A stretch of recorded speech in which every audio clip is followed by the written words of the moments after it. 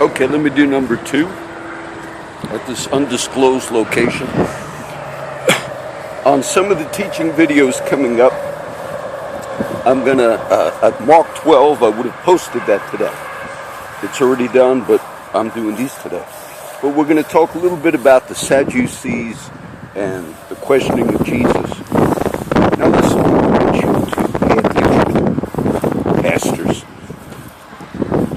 A lot of my friends, when they get out of prison or jail, or their experience, I had a friend with a lot of tattoos, and he told me he tried to exchange something he bought at Walmart. He had the receipt, but he was going to actually exchange something. He said, and I had told him, I said, I exchanged a battery, and they shouldn't have really done it because I bought a battery for my motorcycle, thinking I was buying a Honda Goldwing, another motorcycle, and I bought the battery, but then the deal fell through, and so I had this $80 battery. But then and I charged it. It was one you had to put acid in and all. I didn't have the box, the receipt, and I already put the acid in, but I never used the battery. So when I bought my other motorcycle, the 650, I thought, I wonder if I could return this battery. Now, normally, most places are going to take one if you already put acid in. Sure enough, they exchanged it for me, and I got a smaller battery, a backup one for my motorcycle. My friend said, I tried to exchange something, but because they saw my background, they saw my tattoos, and I do have a tattoo there. So what they experience, people in society that have had difficulty, I heard they experience this sense of people are afraid of us. People, they sense that. I had a friend come to the house. My friend was sitting. I went to the house to get a cover for a motorcycle for my other friend Furman. I said, "Come on in the house with me, brother." He reminded me of someone else that said. He said, "Thank you for inviting me to your house." He's on the street, this guy. Okay. I said, "No, it's nothing, brother." I said, "I've had everybody here before." They have a sense of people are afraid of them.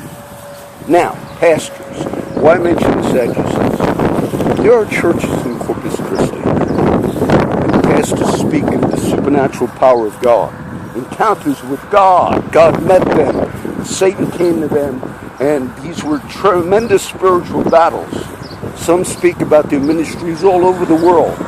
Paul had a ministry reaching the entire world. And never did he pen a letter. He talked about the outreach, but never did he tell people, look at this great apostolic ministry I have. I'm writing the canon of Scripture. Now, what does this mean? Why do you have hired guns for protection?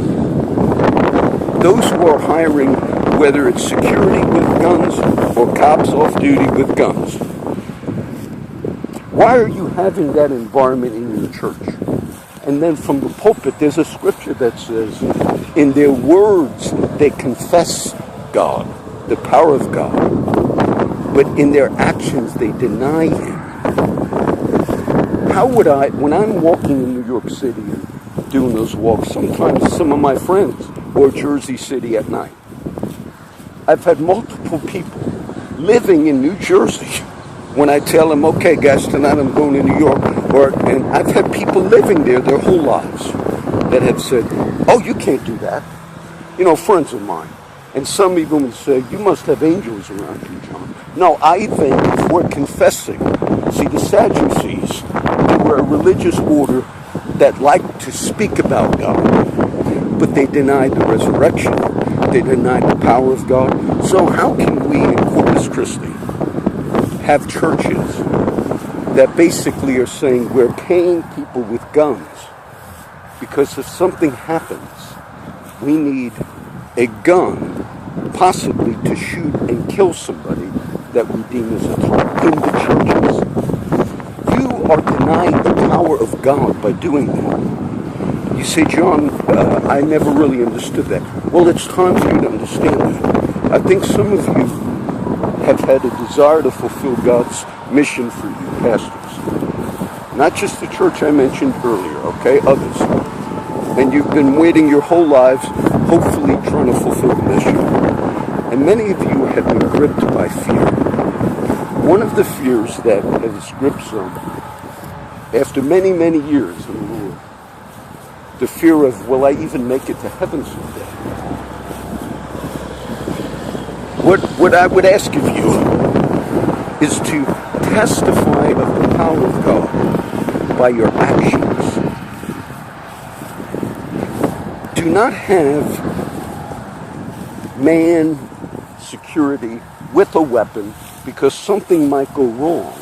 And in order for us to be protected, we might have to have this hired security with a weapon or a hired off-duty officer with a weapon, and he might have to shoot someone and kill them in order to protect us. That is such a denial of the power of God.